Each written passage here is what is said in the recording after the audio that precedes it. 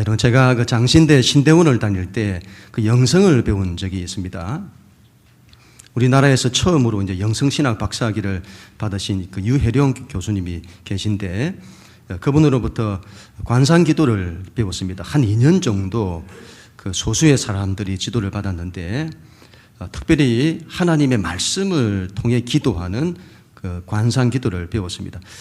관상기도를 하니까 관상 본다 그 말이 아니고 상을 본다, 관상이죠. 상을 본다, 하나님의 상을 본다, 그런 관상이 되겠습니다. 그때 그 기도를 통해서 하나님 정말 만나고 또 깊이 만나고 하나님의 음성을 듣고 굉장히 귀한, 제 어떤 신앙에서 다시 한번 깨어나는 그런 귀한 시간이었습니다.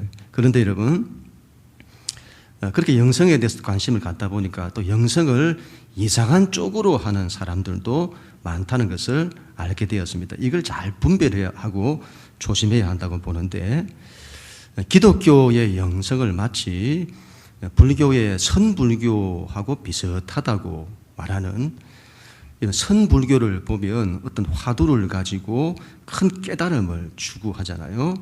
그게 우리와 비슷하다, 그렇게 바라보는 거죠. 그래서 기독교 영성을 타 종교와 연결시키는, 그리고 기독교 신앙을 무슨 돌을 닦는 것처럼 깨달음을 추구하는 신앙을 그렇게 하는 거죠. 이런 현상은 초기 여러분 기독교 공동체에서도 나타나는데요. 여러분, 우리가 지금 나누는 요한복음은 사복음서 가운데 가장 나중에 기록이 되었습니다. 기록된 그 당시 세계가 헬라 세계라고 했잖아요. 헬라 철학이 사람들의 인생관, 또 세계관을 지배하던 그런 시대였습니다. 그 헬라 세계에 복음이 들어가게 된 거죠. 여러분, 초대교회가 이 복음이 처음 출발할 때는 이게 유대인들에서 시작이 되었잖아요. 그랬더니 여러분, 처음에는 교회 안에 그 이단이, 율법주의라고 하는 이단이 교회 안에 들어오게 되었고, 그 이후에 복음이 이제 헬라 세계에 전파되면서 영지주의라고 하는 이단이 등장하게 되는 것이죠. 이 영지주의라고 하는 것은 신앙이 지적인 세계, 깨달음을 추구하는 거죠. 이런 사도 요한은 요한복음을 통해서 여러분 이 점을 바로 잡습니다. 기독교의 영지주의화, 기독교의 지식화, 관념화를 조심해야 한다. 그리고는 말씀이 육신이 되었다고 그렇게 하는 겁니다. 여러분, 말씀이 육신이 되었다, 이 말이 얼마나 중요한 말인지를 알아야 합니다. 신앙은 말씀이 육신이 되는 거다. 이 말은 잘못하면 우리의 신앙이 당시 영지주의처럼 이 머릿속에 추상화되고 관념화된 그런 신앙을 할 수 있다는 것이죠. 우리 신앙은 반드시 인격이 되고 삶이 되어야 한다는 것을 강조하는 겁니다. 오늘 말씀 14절 말씀인데요. 우리 하나님 말씀 같이 우리 읽겠습니다. 시작. 말씀이 육신이 되어 우리 가운데 거하심에 우리가 그의 영광을 보니 아버지의 독생자의 영광이요 은혜와 진리가 충만하더라. 아멘. 여러분, 말씀을 잘 보시면 말씀이 육신이 되어 우리 가운데 거하심에 이렇게 하잖아요. 이게서 여러분, 거하심에라고 하는 히브리어는 장막을 치다, 천막을 치다, 텐트를 치다, 그런 뜻이에요. 여러분, 하나님께서 말씀이 육신이 되어 우리 가운데 장막, 텐트를 치시며, 왜 텐트를 치시죠? 왜 그렇게 하시죠? 하나님이 우리와 함께 하시려고. 여러분, 히브리인들은 본래가 그 유목민입니다. 유목민. 그 말은 텐트를 치는 사람들이다, 이 말이죠. 이들의 근본은 천하디 천한 백성입니다. 이집트에서 노예살이 하면서 사람 취급받지 못했던, 그래서 그 시대에 여러분, 그 어떤 나라, 그 어떤 민족보다 못했던 이 비참했던 히브리인들이었습니다. 그런데 하나님께서 그 히브리인들을 사랑하시고 하나님께서 그들 가운데 함께 하시려고, 하나님이 그들과 함께 사시려고, 그들이 텐트 속에 사는 것처럼 하나님이 그들 가운데 텐트를 치시고 그 텐트 속에 하나님이 사시는 겁니다. 그게 여러분 성막이다, 이 말이죠. 예, 여러분, 성막, 거룩한 장막, 이 성막이라고 했지만 모양은 텐트인 거죠. 이스라엘 백성들이 살았던 그 텐트처럼 그 텐트를 치시고 그곳에 오셔서 그들 민족과 함께 하시겠다는 것이죠. 하나님이 그렇게 우리에게 오시는 겁니다. 우리 가운데 거하심에 내 인생의 자리에 오시는 하나님이시죠.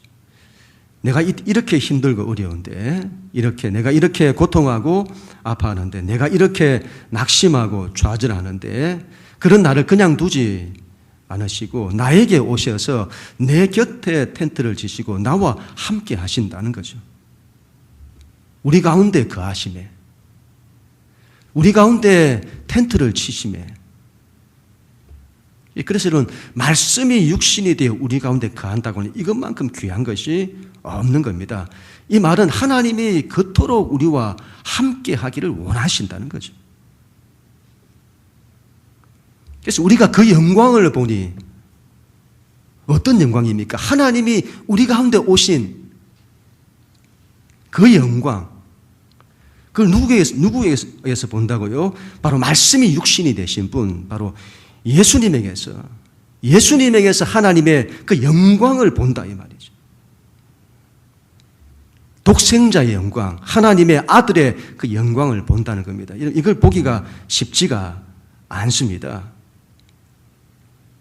그 옛날로 하면 하나님이 텐트 속에 거하신다는 것이 믿기지를 않잖아요, 여러분. 어떻게 그 영광스럽고 존귀하신 하나님께서 초라한 텐트 속에 거하실 수가 있습니까? 지금으로 하면 하나님이 사람이 되셔서 우리 가운데 거하신다는 것, 이게 믿기지를 않는 거죠. 하나님이 이러면 어떻게 이렇게 초라한 인간이 되실 수 있느냐 그 말이죠. 그게 여러분 보기가 쉽지가 않아요. 우리는 이걸 배워서 여러분 우리가 쉽게 생각을 합니다만 그때는 여러분 하나님이 사람이 되셨다는 이게 쉽지가 않아요. 어떻게 하나님이 여러분 사람이 되십니까? 그런데 여러분 그걸 보는 자들이 있는 거죠. 그걸 보는 자들이. 사람이신 예수를 통해 하나님을 보는 겁니다. 육신을 입고 온 그 초라한 예수를 통해 하나님의 영광을 보고 하나님을 보는 거예요. 이런 십자가를 지신 예수. 정말 아무런 힘없어 보이고 권력 앞에서 무기력하게 보이고 결국 실패한 것 같은 그 예수를 통해 위대한 하나님을 보고 위대한 하나님의 구원을 보는 거죠. 믿음이란 일은 보는 겁니다. 보는 것. 예수님에게서 하나님을 보는 거고 말씀이 육신이 되어 우리 가운데 거하시는 것처럼 하나님이 우리와 함께 하신다는 것을 보는 것입니다. 하나님이 우리와 함께 하심을 여러분 머리로 아는 것이 아니다 이 말이죠. 이건 보는 것입니다. 그 하나님을 우리가 믿음의 눈으로 보고 실제로 그 하나님과 함께하는 것이고 그 하나님을 실제로 느끼는 것이고 그 하나님을 실제로 사랑하는 것입니다. 욥이 이렇게 말하잖아요. 욥기서 42장 5절. 내가 주께 대하여 그동안 귀로 듣기만 하였사오나 이제는 눈으로 주를 배움나이다. 믿음은 여러분 들음에서 시작되지만 보는 것으로 간다 이 말이죠. 요한복음 1장 29절에도 보라 세상 죄를 지고 가는 하나님의 어린 양이로다. 보라 이렇게 하잖아요. 보라. 32절 말씀에는 요한이 또 증언하여 이르되 내가 봄에 봤다 이 말이에요. 내가 봄에 성령의 비둘기같이 하늘에서부터 내려와서 그의 위에 머물렀더라. 이러면 세례 요한이 본 겁니다. 세례 요한이 예수님께 세례를 베풀었을 때에 하나님의 성령이 비둘기같이 그분 위에 임하는 것을 봤어요. 다른 사람들은요 보지 못했습니다. 보지를 못했어요. 세례 요한만 봤습니다. 보이지 않는 걸 본 거죠. 그게 믿음이다, 믿음. 보이지 않는다고 없는 것이 아니에요. 보이지 않는 걸 어떻게 보냐? 여러분, 그게 믿음이다, 믿음. 그래서 히브리서에서 이렇게 말씀하잖아요. 히브리서 11장 1절. 믿음은 바라는 것들의 실상이고 보이지 않는 것들의 증거니. 보이지 않는 걸 보는 거다, 이 말이에요. 그게 믿음이다, 이 말이죠. 우리가 하나님을 믿는다고 하는데 보지를 못하는 경우가 너무도 많다고 봅니다. 예수님에게서 하나님을 못 보는 거예요. 하나님이 나와 함께 하신다는 것을 못 보는 거예요. 그걸 보지를 못해요. 신앙이 보지 못한다니까요. 말씀을 묵상할 때에도 지식적으로 묵상을 하는 겁니다. 지식적으로 깨닫는 거예요.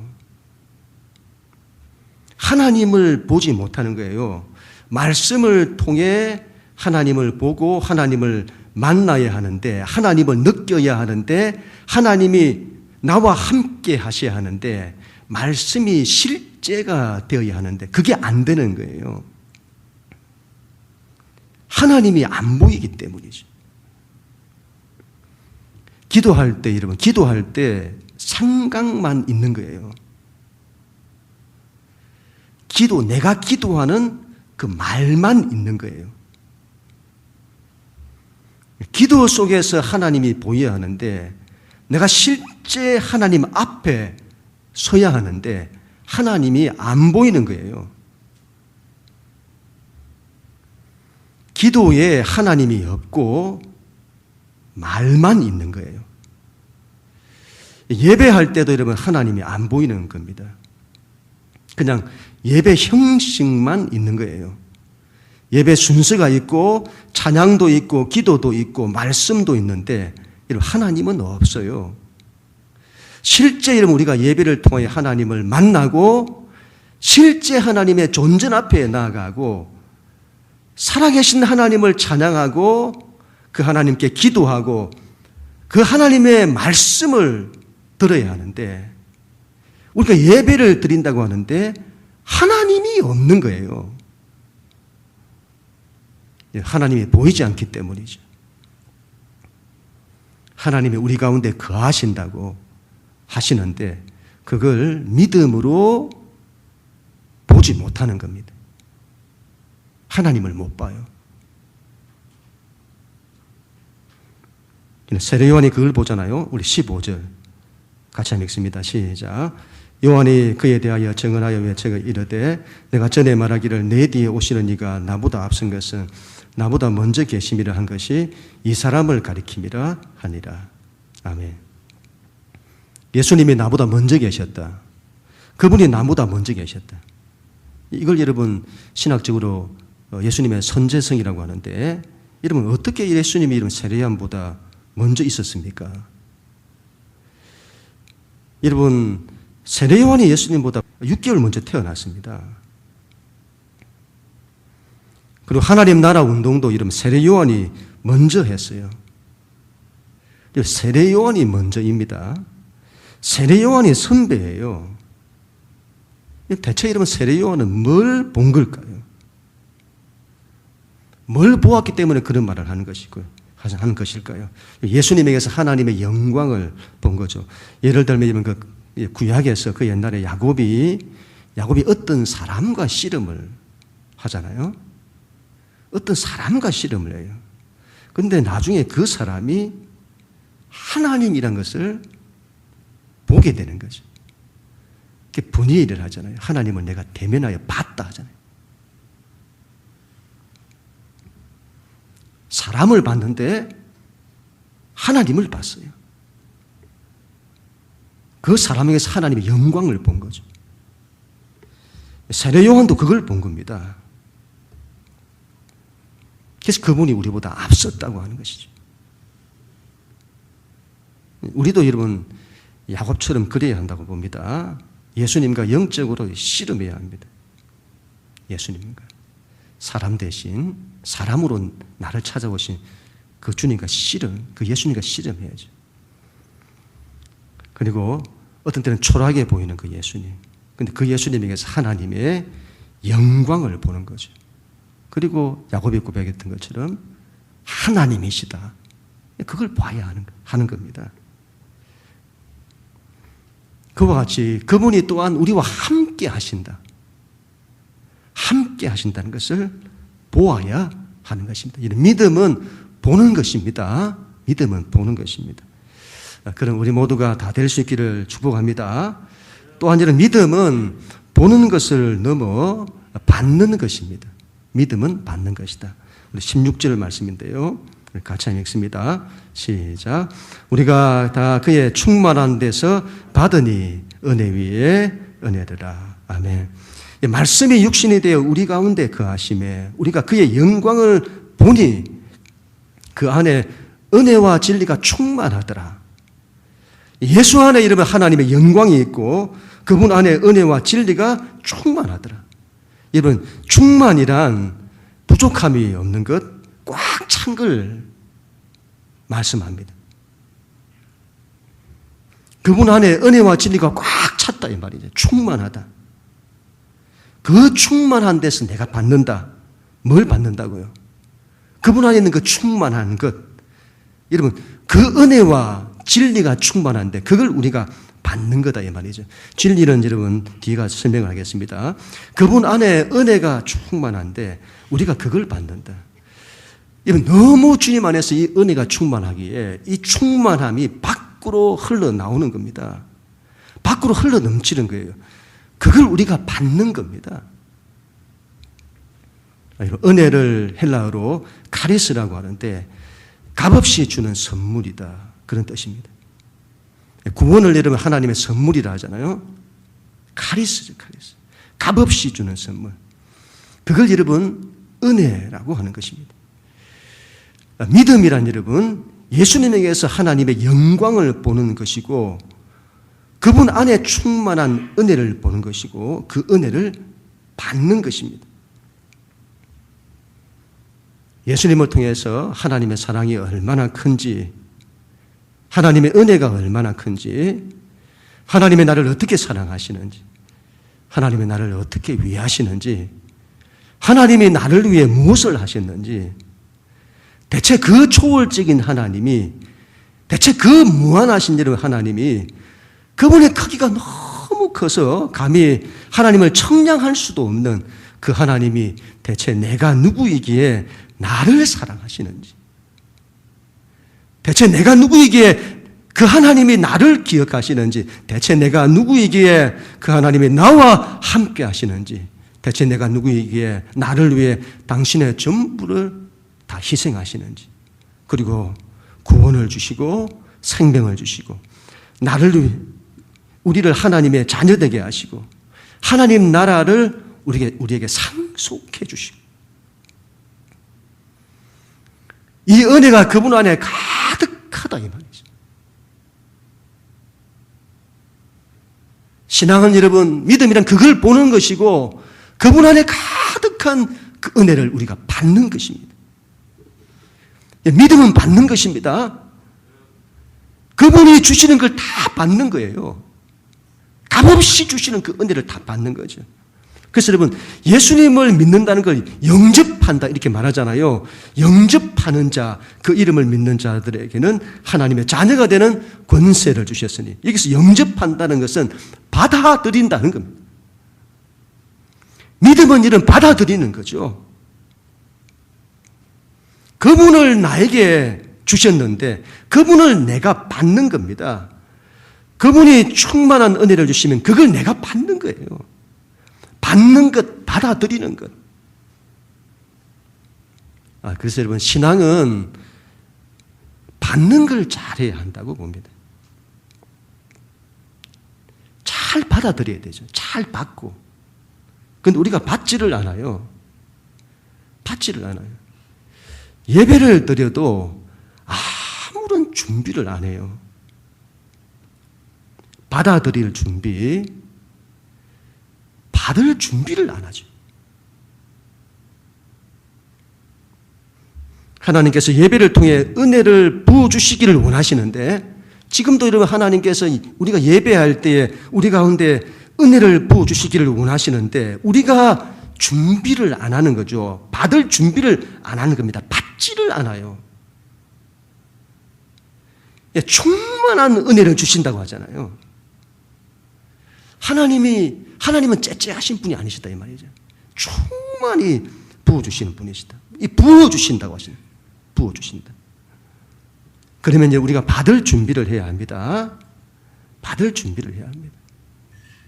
그래서 성경은 입을 크게 열어라 이런 말도 쓰는 거죠. 받을 준비를 해라 이 말이죠. 이런 그릇으로 한다면 오목한 그릇이 되어야 합니다. 그래서 하나님이 부어주시는 은혜를 다 내가 받아내려고 해야 합니다. 그런데 그릇이 볼록 그릇이에요. 아무리 부어도 채워지지 않죠. 하나님이 은혜를 안 주셔서 내가 못 받는 게 아니고 하나님은 주시는데 내가 안 받는 거예요. 언제나 신앙은 받는 게 문제, 마음밭이 문제라 하잖아요. 마음밭. 길가밭, 돌짝밭, 가시떨기밭. 준비가 안 돼 있는 거예요. 좋은 땅처럼, 좋은 밭처럼 잘 받으려고 해야 합니다. 은혜를 잘 받으려고 해야 합니다. 주님이 주시는 축복을 사모하고 그걸 잘 받으려고 해야 합니다. 마태복음 13장 8절 들으는 좋은 땅에 떨어지며 좋은 땅에 떨어지며 말씀의 씨앗을 잘 받았다 이 말이죠. 그래서 어떤 것은 100배, 어떤 것은 60배, 어떤 것은 30배의 결실을 하였느니라. 여러분, 은혜 위에 은혜더라. 은혜 위에 은혜라고 하잖아요. 저는 참 오늘 이 말씀 준비하면서 이 말씀이 참 좋더라고요. 은혜 위에 은혜더라. 은혜가 아니라 한 번으로 끝나는 것이 아니라 은혜 위에 은혜를 더 부어주신다는 거잖아요. 하나님의 은혜는 은혜가 임하면 그 위에 또 은혜가 임하고 또 임하고 됐다 그렇게 하시는 게 아니고 하나님의 은혜는 또 부어지고 또 부어지고 은혜 위에 은혜더라. 돌아가신 오카노 목사님이 이런 표현을 쓰셨는데 참 그 말씀이 공감이 참 많이 되었습니다.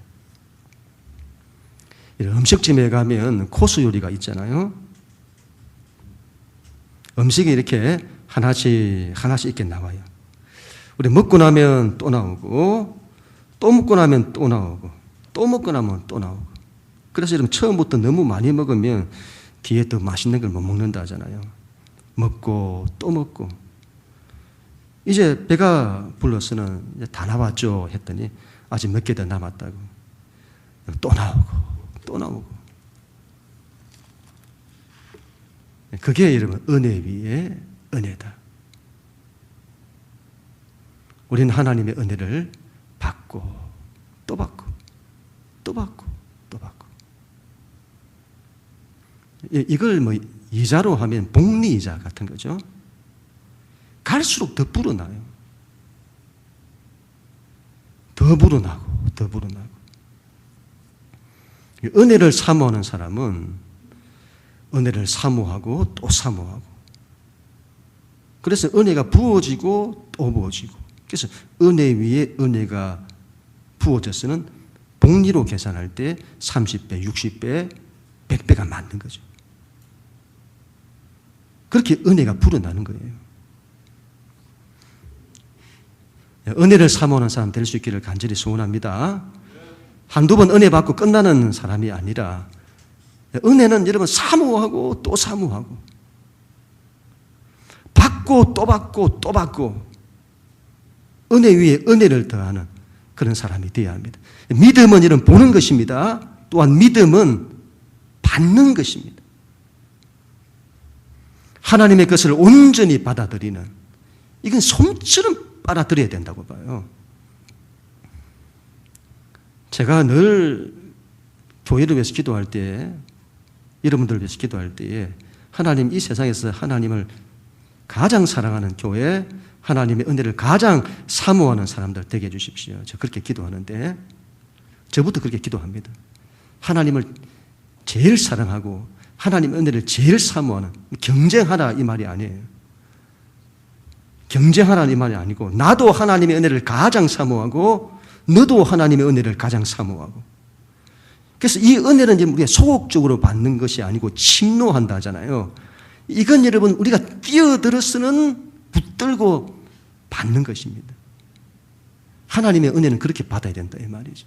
뛰어들어서는 붙들어내고는 받는 거죠. 그래야 되겠습니다. 여러분 그렇게 되십시오. 그런 우리 모두가 될 수 있기를 축복합니다. 우리 17절 말씀인데요. 우리 같이 읽습니다. 17절 시작. 율법은 모세로 말미암아 주어진 것이요 은혜와 진리는 예수 그리스도로 말미암아 온 것이라. 아멘.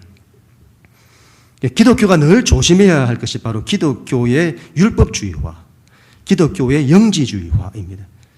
이건 여러분 초대 교회 때가 그랬는데 그때나 지금이나 마찬가지입니다. 오늘 이 말씀은 기독교의 율법주의와 또 영지주의와 이런 부분을 지적하는 말씀이기도 하죠. 하나는 이런 법에 관심이 있어요. 율법, 법에 관심이 있고 하나는 지식에 관심이 있습니다.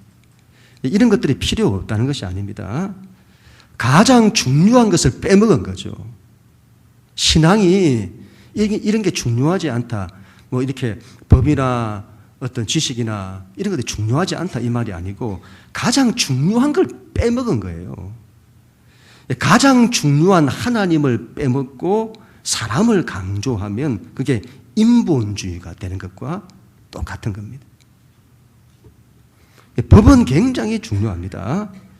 우리 개인으로 하면 우리 인생의 법, 우리 삶의 원리 그런 것들이 있어야 합니다. 나라도 법이 있어야 하잖아요. 법치가 중요합니다. 평소에 여러분 신호등을 지키는 것이 굉장히 중요합니다. 그런데 그 신호등을 무시할 수 있는 게 바로 앰뷸런스입니다. 왜 그렇죠? 생명이 가장 중요하기 때문에. 이 말을 또 오해를 하면 안 되는데 생명이 중요하다고 해서 법을 경시하거나 무시하라는 것이 아닙니다. 가장 중요한 것이 생명이라는 것을 기억을 하고 그 이후에 모든 걸 다 이루라 그 말이죠. 생명을 사랑하거나 위하지 않고 법을 말하면 그 법이 사람을 죽이는데 사용됩니다. 이런 거죠. 사람이 죽어가는데 그러면 급하게 병원으로 데려가야 되잖아요. 그래서 이 앰뷸런스에 태워서 병원으로 빨리 가야 되는데 빨간불이라고 못 간다고 딱 막아서는 거죠. 우리가 신앙을 그렇게 할 수 있다 이 말이죠. 여러분 예수님에게는 법이 아니라 율법이 아니라 은혜와 진리가 충만하더라. 그분 안에는 율법이 충만한 것이 아니에요. 모세가 이스라엘 백성에게 준 것은 율법입니다. 그래서 그들에게는 구약을 살아갔던 그 백성들은 율법이 충만한 겁니다. 모세가 준 것은 법이죠. 하나님 나라의 통치 원리 가운데 하나의 법, 원리, 법칙 이런 것들이죠. 이래야 한다는 저래야 한다는 이건 해야 하고 저건 하면 안 된다고 삶의 원리, 삶의 법칙을 말하는 거예요. 이게 여러분 얼마나 중요한지 모릅니다. 율법을 보면요, 당시 세상 나라들 그들의 법과 비교할 수 없는 그 법이에요. 하나님이 주신 법 얼마나 귀한지 모릅니다. 그러나 여러분 예수님은 우리에게 모세가 준 것보다 더 큰 것, 더 완전한 것을 주신 거예요. 그게 바로 은혜와 진리이다 이 말이죠. 은혜는 무엇인지를 우리가 대충 이렇게 알겠는데 진리가 무엇인지가 쉽지가 않아요. 헬라어로 진리를 알레테이아 이렇게 말하는데 세상이 말하는 진리는 참된 이치, 법칙, 원리를 말해요. 그러나 성경은 다르게 말합니다. 그래서 로마 신화를 보면 신의 부엌에서 프로메테우스가 불을 훔쳐서는 그 불을 인간에게 주는데 그렇게 해서 인간의 지혜가 생겼다는 거죠. 그래서 그 불을 진리라고 합니다. 이런 근대 계명주의에서 계몽이라는 말이 영어로 enlighten 이렇게 말하거든요. 그때 불을 밝히다 이 말이죠. 빛을 밝히는 겁니다. 진리를 빛으로 말해요.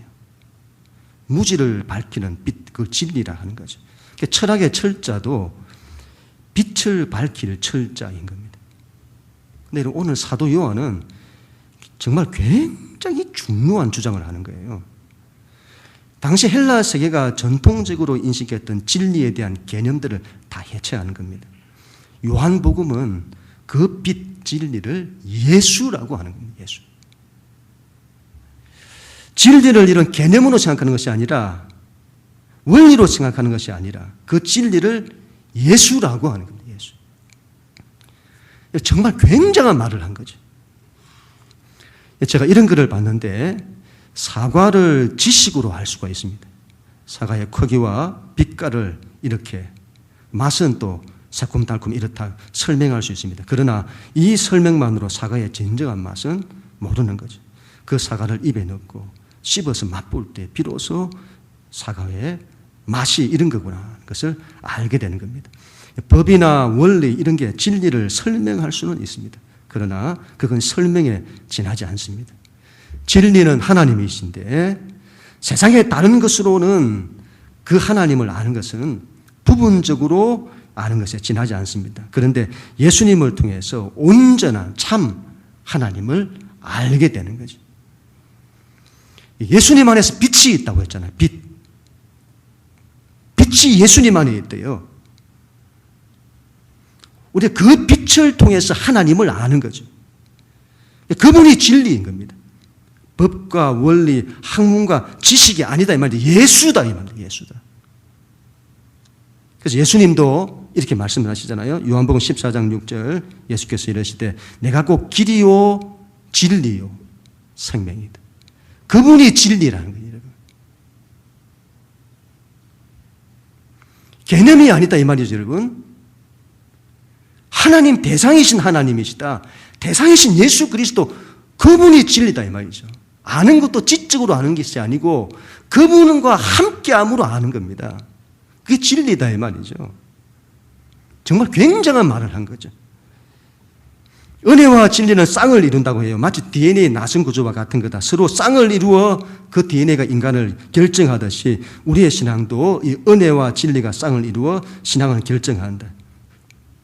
이걸 한마디로 하면 진리라 할 때 이 진리가 어떤 진리냐 할 때 은혜의 진리다 이 말이에요. 은혜의 진리. 그렇게 말할 수 있을까요? 율법은 여러분 죄를 깨닫게 합니다. 진리는요 하나님의 은혜와 사랑을 깨닫게 합니다. 율법은 원리를 말합니다. 진리는 하나님을 말합니다. 율법은 여러분 그 법의 원리로 삽니다. 진리는요 그 하나님이 오신 성령의 인도하심에 따라 사는 겁니다. 이게 달라요.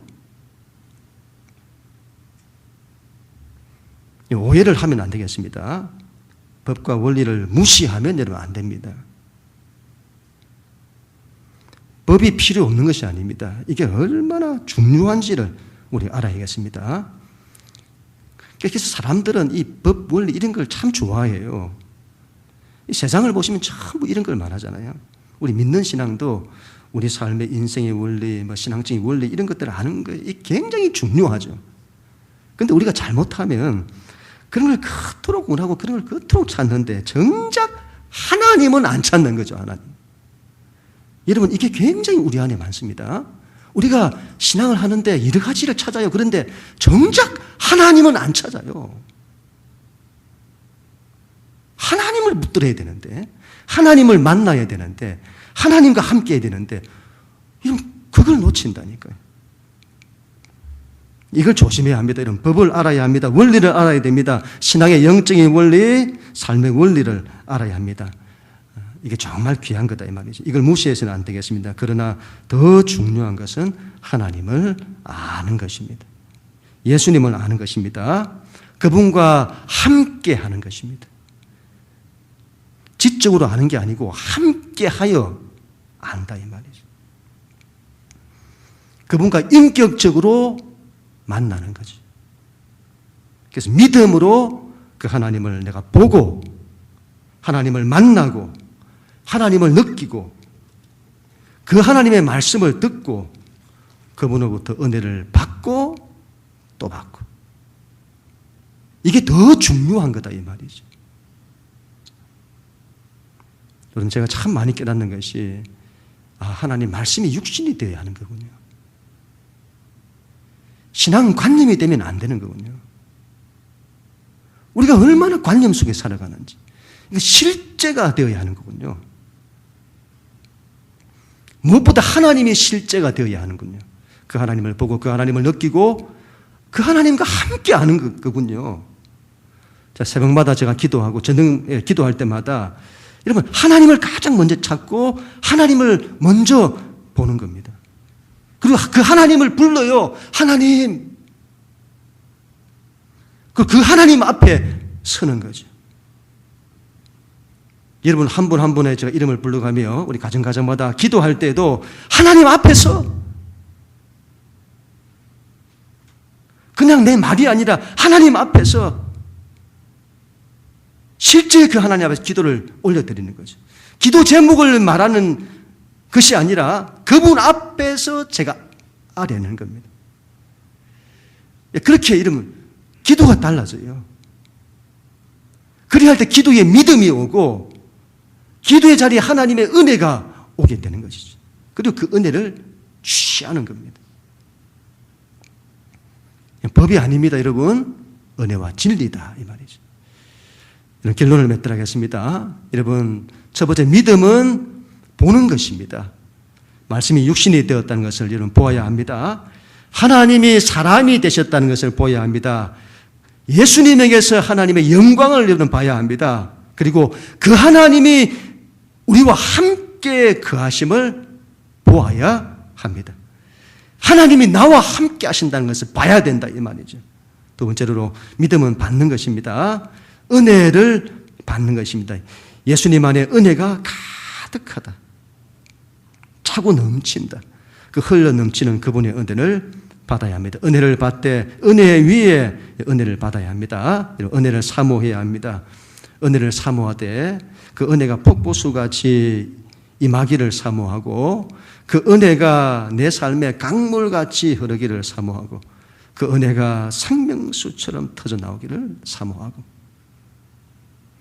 은혜 위에 은혜를 받아야 합니다. 세 번째로는 율법이 아닙니다. 은혜와 진리다. 원리와 법칙이 중요합니다. 그러나 그것보다 더 중요한 것이 하나님입니다. 예수님입니다. 예수님이 빛이십니다. 그분이 진리입니다. 오늘은 정말 우리가 이 부분을 붙들고 간절히 기도했으면 합니다. 주여 하나님의 영광을 보게 하여 주옵소서. 예수님에게서 하나님의 영광을 보게 해 주옵소서. 이걸 보지 못하기 때문에 우리가 세상의 미련을 가지고 이걸 보지 못하기 때문에 우리가 흔들리고 이걸 보지 못하기 때문에 엉뚱한 데 마음을 두고 이걸 보지 못하기 때문에 믿음으로 일어서지 못하는 것인데 주여 이걸 보게 하여 주옵소서. 그리고 하나님과 함께하게 해 주옵소서. 하나님의 지식이나 관념이 아니고 실제가 되게 하여 주옵소서. 그리고 그 은혜를 사모하게 하여 주십시오. 은혜 위에 은혜를 더하여 주십시오. 은혜를 사모하지 않는, 은혜에 대한 아무런 기대도 없는 주여 우리를 용서하소서. 예수님 안에 가득 찬 은혜가 흘러 넘쳐서 나에게 흐르게 하시고 내 인생에 흐르게 하시고 내 가정에 흐르게 하시고 내 교회에 흐르게 하소서. 은혜 위에 은혜가 가득한 우리 모두가 될 수 있기를 바랍니다. 그럼 우리 모두가 다 될 수 있게 주님의 이름으로 간절히 축원합니다.